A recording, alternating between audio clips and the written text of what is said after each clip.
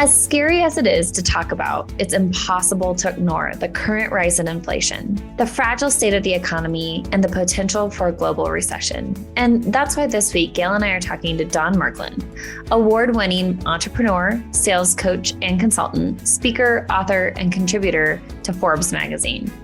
In this episode, Don will talk about how you can succeed even in difficult times and how to resist the panic that can take hold during a crisis. Hi, Don. Thanks for joining us today. We're excited to have you on the podcast. Oh, thank you for having me on the podcast. You two are so incredible and nice for letting me come on. Well, thank you for saying that. We'll just pay you for that extra little bit. I love that you're all spiffed up for us today. Looking good. Thank you. All right. Well, one of the reasons that I thought it would be fun to have you come and speak with us today is you spoke to one of our groups, our boardroom group, back in the springtime. And I know our group really enjoyed hearing you. And you're a business coach to lots of other types of businesses, and specifically around revenue and marketing and all sorts of things related to strategy. So I think today is the perfect day to talk about what we're experiencing right now, which is the fears that a lot of people have that the recession might impact their businesses. And this is especially after having gone through such a tumultuous time with COVID and all the things that people had to deal with. And I think what we're seeing and hearing is that many people are just as busy as they were, but they're still fearful about what could happen because the economy has certainly affected the stock market, which has affected their clients, which can affect the mood around spending money on things that may or may not be necessary. So I think this is going to be a really interesting conversation, and I want to get your perspective on it. And then also, I would like for you to maybe think about some of the ways that our listeners can take that information and reframe it, and then also think about what they can do in terms of marketing and sales to change their business and to protect it going forward. So, Don, I'll let you jump in. I'd love to. I'll weigh in on a couple of things. Before I do, I want to first say how much I love that you have this type of a podcast that provides this type of information. I think about when I started my first business, we didn't have podcasts, back in 2011, we had to go to a library and I had to call other people and say, what do I do? And how do we make these mistakes? And if we had something like this to listen to and could listen to ideas and things, oh my God, that's so great, right? So thank you for having a place where there can be a voice that you can provide information for so many people to grow their business. And I know your listeners don't realize the work and effort you put in behind the scenes to get content and put everything together. It's awesome. It's really, really awesome that you do this. So thank you. With that, let's talk about recession and these things. The first thing that every business owner and interior design firm and everyone needs to remember is this lesson that one of my greatest mentors taught me, which was never let a crisis go to waste. That's such an important lesson. So many times now, if you remember COVID, now I live in Florida where we didn't believe in COVID, right? So we're a little bit different. Like it didn't affect our state like it did. Just hurricanes, not COVID. Yeah, hurricanes impacted and we basically made COVID worse for everyone else because we didn't follow protocol. But with COVID, no one knew COVID was going to occur, right? It just suddenly was here and impacted everyone so quickly. And then all we could do was react. This one is so much different than COVID because we know it's coming. We know we have time to prepare. That's an important principle for everyone to remember. You actually have time to do some things. I'm going to tell you some things to do. But before you get to any of that, remember the principle, never let a crisis go to waste. Some of the greatest initiatives, inventions, and companies have come because of crisis. A perfect example is DoorDash. DoorDash was a fledgling idea until COVID grew by 800% during COVID. Walt Disney started during the Great Depression. started during the worst economic calamity in world history. That small little business started. What a weird idea, start a business during the Great Depression. And it did. And now it is what it is today. So, and you think about the changes in telemedicine, telehealth, mental health in general, all blew up and even sometimes started during COVID. Mm-hmm. So the recession is coming. And before you panic, look at it as what can it do for my business as opposed to how is it going to hurt my business? And I know that's a coachy mindset thing, but that is important. You have to look at that first. How can I not let this how can I let this crisis help my business? Mm-hmm. Now, let's take that mindset. We'll put that on the shelf first. And now let's talk about some real tactical things that can help you right away. The first thing you should do is cash flow matters. Mm-hmm. Every business owner knows this. I want to say every business owner. Gail, you work with a lot of business owners. Not every business owner knows this. Okay. We work with a lot of business owners that don't know this. And they need to know this. Mm-hmm. Cash flow matters. So before you get to any plans and ideas, learn and know how does your cash flow operate. And you have to really manage your cash flow and make sure you have at least a cash flow plan to get through the recession. And you cannot cost cut your way to prosperity. So I don't care how lean you get, you will not cost cut your way through prosperity. So you have to either get lean in some places, but you're going to have to generate some revenue in other places. That gets to step number 2, which is I want you to look at what you offer and who you offer to, because the recession does not impact every business the same. Mm-hmm. There are certain industries that will thrive during recession. I'm going to name 2, for example, anything in the mental or health spaces at all. So if you're an interior design group and you've only worked in residential, I would start now trying to get into any type of commercial that's in the mental health space, that's doing because there are mental health practices expanding all across the country, in almost every single city, including and hospitals expanding in almost every single city. I'd be working like crazy to get in connection with those places. They're going to spend money in recessions every time. And those are just some examples. I would be looking at every business that I could that is not impacted by a recession. The third thing is understanding what is the difference between bad debt and good debt. Because there is bad debt that you can have on the books, but then there is good debt, which helps you manage through a tight financial time that allows you to invest in the future. That's a longer financial discussion, but every business needs to learn and understand how to take on good debt to help them get through maybe a lean period, but that when the recession ends and the market starts to return, they can grab unbelievable amounts of market share and explode. Those are 3 little examples, but little nuggets of things that I would have them do. Sure. Well, I think too about our business and some of the things we went through with COVID, that was the time where when the scary things happen, you lean into it, you go for it. And if you can just take that attitude of, okay, I can't control what happened, but I can control what I do, that if you can figure out something that's positive, moving you toward some sort of a goal that will expand your business, that's the important thing. And that was the beginning of us thinking about our rebrand and what we were doing with our business. And of course, today we just happened to have launched our new brand today. So yay. And that's a really big decision that came out of the period of COVID. Yeah. And that's a perfect example. Oh, sorry. Go ahead, Erin. One of the things that we did right off the bat with COVID is we did what we call Operation Ignite. And I think it was a series of like 10 or 12 different webinars where you could just come on, and it was just a do good for the industry. We were like, let's just all come together and let's share our ideas and share our thoughts. And it was specific on specific topics. And it was so helpful. And we didn't even realize like the impact that it would have on the industry until, later. And then we keep hearing about it. Even a couple weeks ago in Charleston at our boardroom retreat, we had a couple of boardroom members that was their first experience with us, was just coming onto a free webinar because we were all gathering together as creatives to figure out how to navigate together. I think that's a fantastic example of don't let a crisis go to waste. Like Nope. it comes up.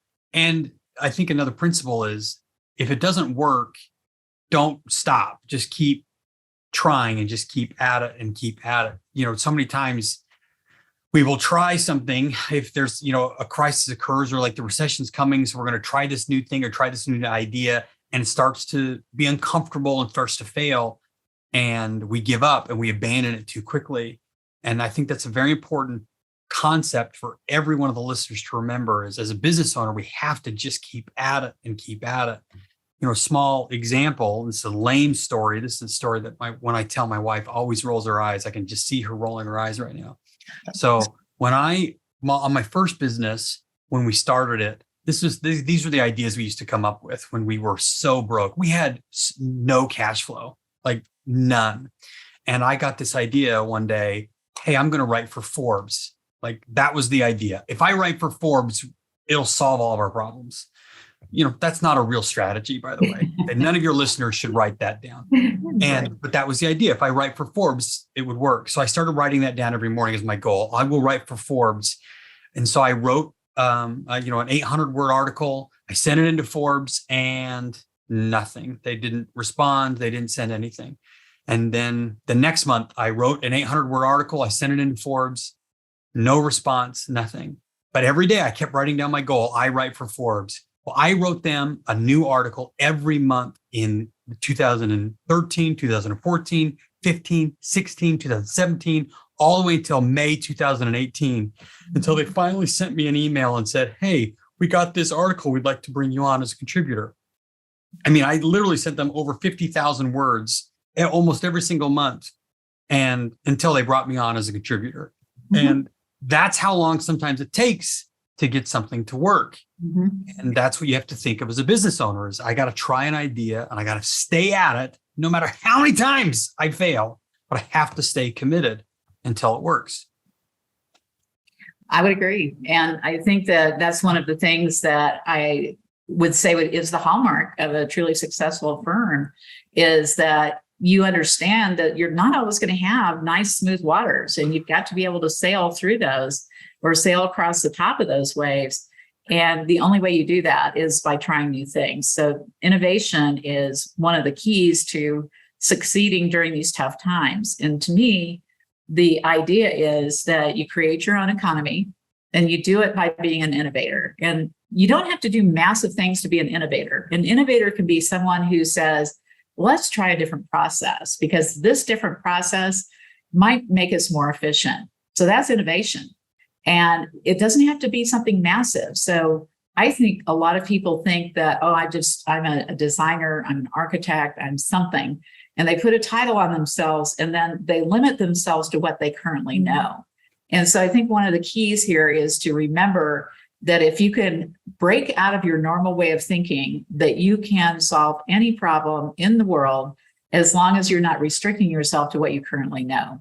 So taking this time to educate yourself and to expand your knowledge base is very important right now.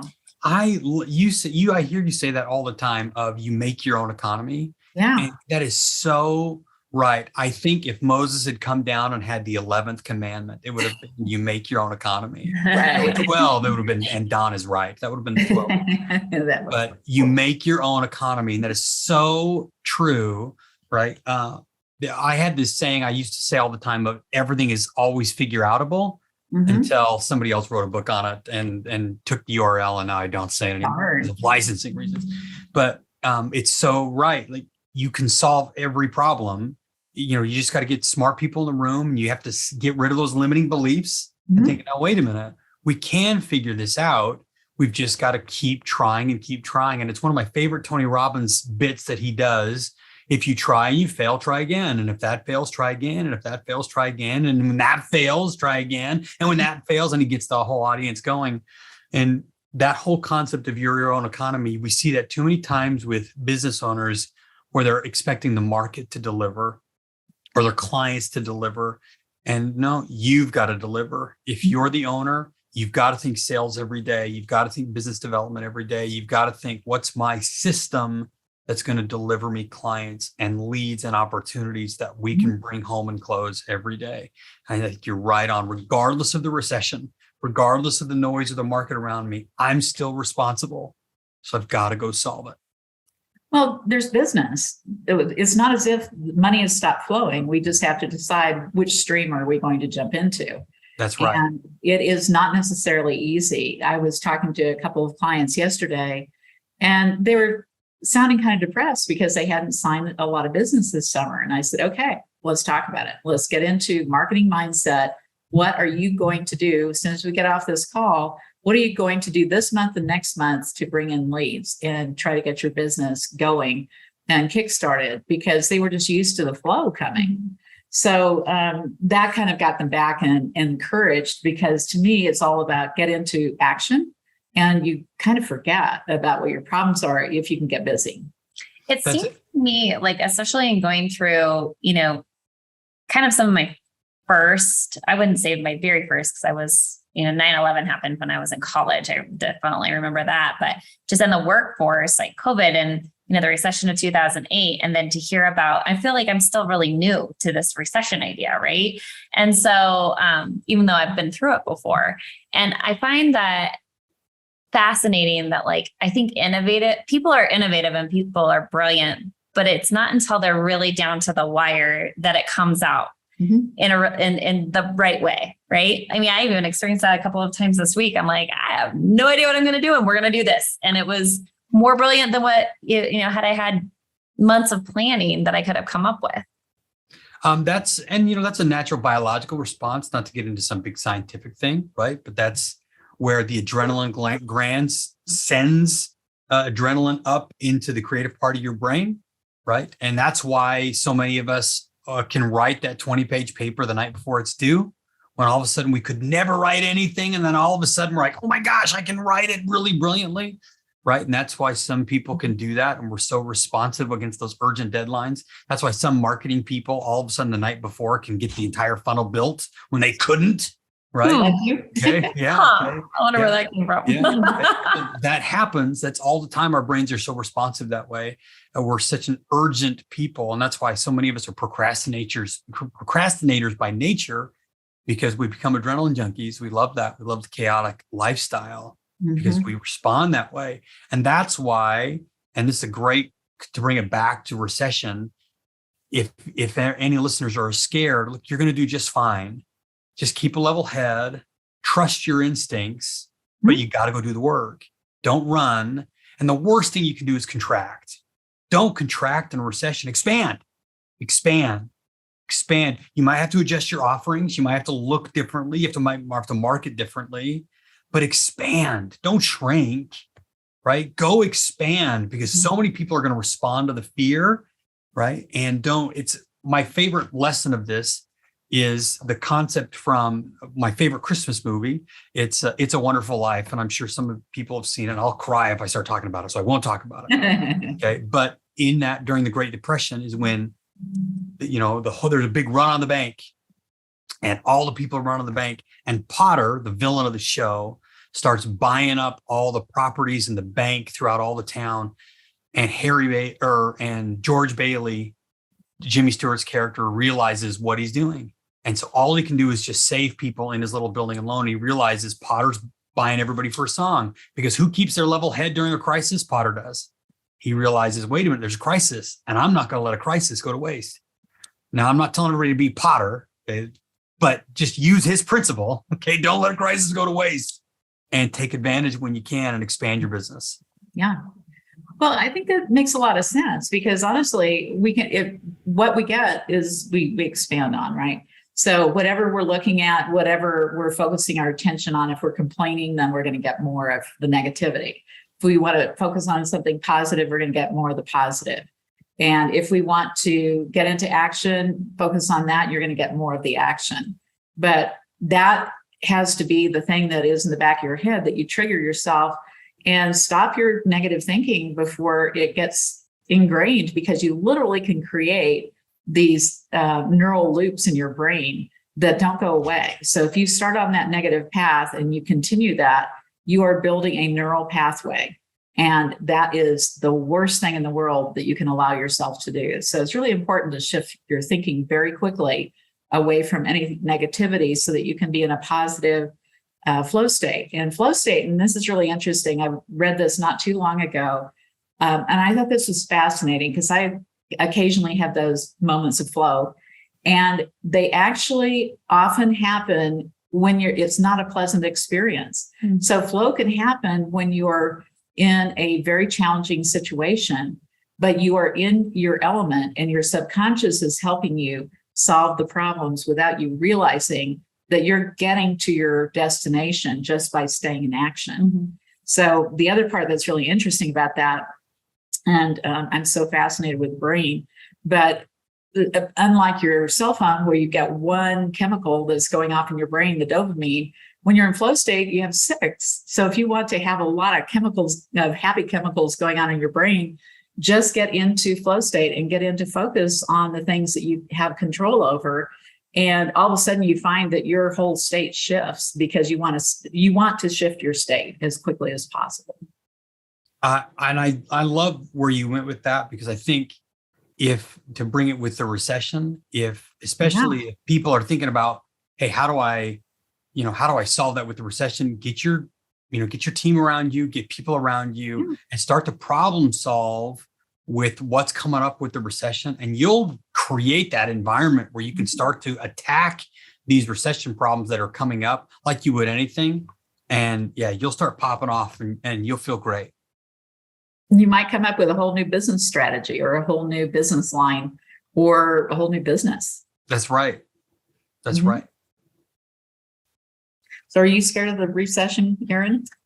I mean, I guess I get a little bit nervous about it just because I don't feel like I've been through enough of them in my professional career. I mean, single mom. So I just bought a house, and I know that you and I have been talking about how we're both so thankful that I bought when I bought because the percentage rates are going up. So I'm thankful for that. But it makes me a little nervous. But I guess I've looked at what we've done in the past when there have been times that we've had to pivot, and I know we can do it. Like, we have the team and we've got great clients, and we're here to kind of weather the storm. Yeah. Otherwise, we wouldn't have been doing this for the last 14 years, right? And Erin said something really interesting that I think is important. And I know this sounds super coachy, but, she talked about, I guess I'm nervous because I don't know. That was using her words. And to share a lame story. So when I was a kid, I still remember this, right? I was 5 years old, staying in my bedroom. And I always was scared of a monster in my closet. I don't know if any of you remember having a monster somewhere in your house. Under the bed. Okay, under the bed. Okay, yeah. Mine was in the closet. And I knew, like, factually, there was a monster in my closet. And this thing terrified me every night. And one night, the fear erupted upon me, and I just yelled and screamed, all out. And I screamed for my dad. My great hero of my life, dad, dad, dad. And sure enough, my dad came in and he was, thought something was wrong. And I was like, Dad, you're a monster in my closet, please. And I remember pointing at the closet, and he came in and he opened the closet and he turned on the light and he said, son, in his unbelievably kind voice, come here. And he showed me there was nothing there. And he pointed and showed me nothing was there. And he said, I'll never forget, he said, remember, fear is always what you can't see. Mm-hmm. I'll never forget that. Mm-hmm. And then I still asked so I could leave the light on. Of course. Okay? Because I'm still 5, right? And then I went and lay down and I went to sleep. But I've never forgotten the lesson. Mm-hmm. Fear is always associated. Fear is real. People say fear isn't real. That's not true. Fear, I felt fear. I know fear is very real. But fear is always associated with that with which we cannot see. Mm-hmm. So you have to ask yourself when you're afraid, what can I not see? So what do you need? More data? Do I need a better plan? What do I need exposure to tackle the fear? And when you can do that, then you can tackle fear. You can understand it. It's easier to say that than do it. I recognize that. But fear It's always associated with that. And then you can go do it. Great.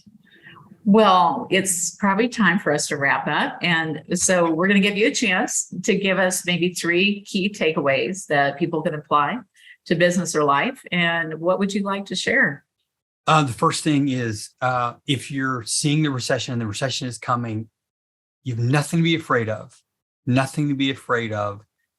because you have time and you need to prepare. So your first thing, don't be afraid, just prepare. Second thing is manage your cash. Understand how your cash is working. You can do that in your home, which you should, and in your business. And third is surround yourself with the right people, whether they're amazing coaches like the Pearl Collective, or whether they're family and friends, but people that are lifting you up, giving you the mindset like Gail talked about, that will help you, brainstorm, get in that state of flow and move forward. This was really great to get and talk with you, by the way. It was really, really great. Thank you. So fun to have you. Thank you so much. Yep. Thank you. Thanks, Don, for joining us on our podcast this week, and thank you for listening. It's not always easy to talk about what you'll do in a crisis, but it's important to have a plan and a mindset focused on innovation. Looking forward to seeing you all next week.